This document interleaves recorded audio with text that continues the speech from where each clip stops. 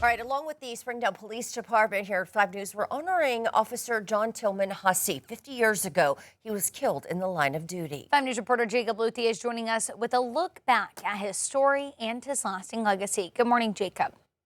Yeah, good morning. Well, according to Springdale Police, Officer John Tillman Hussey had only recently joined the department. In fact, he was on the force for just 6 weeks and was actually called into work the night he was abducted and killed.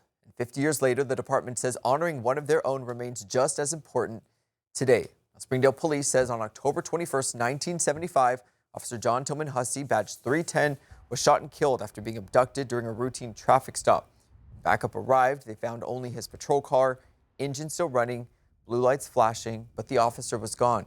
Officer Hussey was just 22 years old and had just been married for just about a year. James Renton and Harold Cassell were tried and convicted for the murder. Sergeant Matt Ray says Fayetteville Police, the Washington County Sheriff's Office, and the FBI all played roles in the investigation. The department says moments like this bring the entire law enforcement community together when an officer falls. Sergeant Ray says Officer Hussey's story underscores the dangers officers face, even during the most ordinary moments on the job.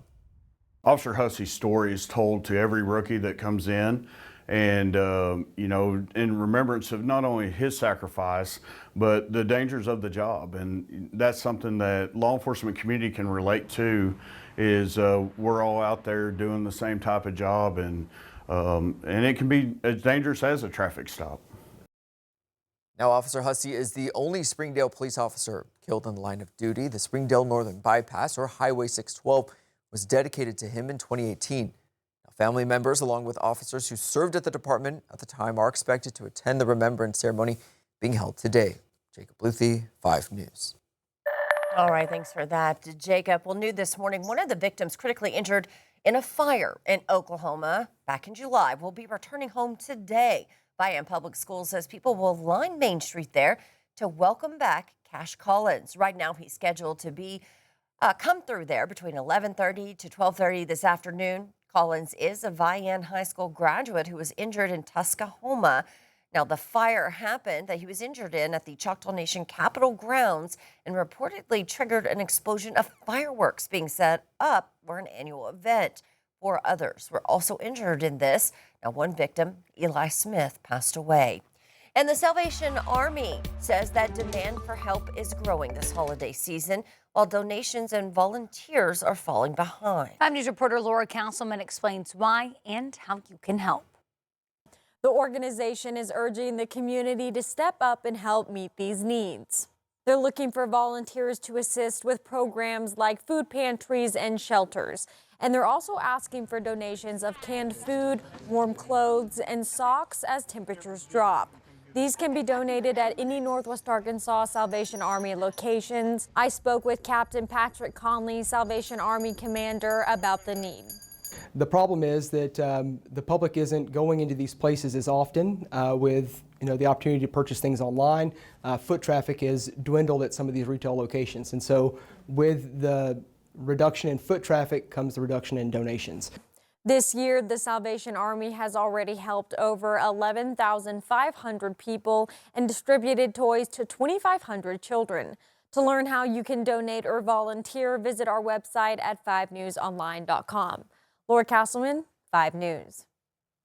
Thanks for that, Laura. Well, right now, thousands of people are getting ready to take to the skies and roadways for holiday vacations. 5 News reporter Emily Moss joining us live at XNA today with a look at the flight conditions so far. Good morning, Emily.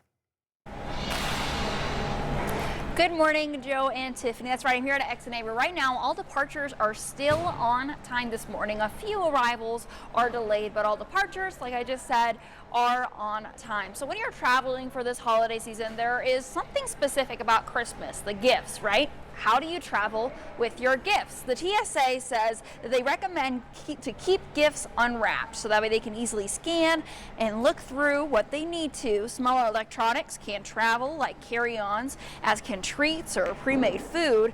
Gifts with liquid, like snow globes, need to adhere by the typical TSA liquid regulations, and of course avoid lithium batteries. You also want to pack your patience this holiday season.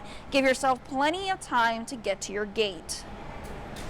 It's always important to practice patience. With the holiday season, there are going to be longer lines. That's why it is so important to get here with plenty of time to get to your gate. You don't want the reason to miss out on your holiday season with your family or wherever you're going to go to be that you didn't show up to the airport on time. Now, the FAA also recommends that several of these airlines, the bigger ones, they have online apps. You can check in yourself. A lot of them also here have kiosks where you can check your own bag. You can check in for the flight. That's also going to save you time going through the lines during this busy season. Back to you. All right, thanks so much for that, Emily. Well, Fort Smith Transit announcing major changes to bus service starting next month. Saturday service hours are being cut by 4 hours. Fixed routes will now run from 9 to 4. Demand response and paratransit services will operate from 8 to 5. And the Rogers Supercenter route is being discontinued. The city also ending the Transportation Assistance Program, which provided free rides during emergencies. And transit service will no longer operate on city-observed holidays. A 30-day public hearing period is now open ahead of those changes. Well, the search for the suspect in the deadly mass shooting at Brown University is over. Now, this has lasted since this weekend. Police have been searching. Overnight, police say the alleged gunman was found dead in a New Hampshire rental storage unit of an apparent suicide. He was identified as Claudio Manuel Neves Valiente, a 48-year-old Portuguese national living in the U.S. legally. Brown says that he was a physics PhD student at the university between 2000 and 2003 before he dropped out. Our work is not done. There are many questions that need to be answered. The suspect allegedly opened fire at the school last Saturday, killing 2 students and injuring 9 others. Police say he's also believed to have killed the MIT professor Nuno on Monday. That happened on Monday night. Now, both were in the same school program in Portugal years ago. Well, a live lookout in Washington, D.C., where a decision could soon affect how much some Arkansans who pay for health insurance will be paying. Yeah, this week Republicans passed a health care bill, but it did not extend Affordable Care Act subsidies. Those tax breaks are set to lapse at the end of this year. It's something nearly 80,000 Arkansans rely on. But state leaders say the impact won't be the same for everyone. It's split into 3 plans, and you can look at it like this. Bronze is a small plate, silver is a full meal, and gold is all you can eat. So you pay more up front, but have fewer surprises later. Most people with health insurance through their employer, this is not going to have an impact. These subsidies are only found on the health insurance exchange. The deadline to buy a policy on the exchanges that would cover you starting January 1st passed on Monday. So if you're still waiting, you're probably going to have a lapse in coverage. But acting quickly now can get you back under coverage by February 1st.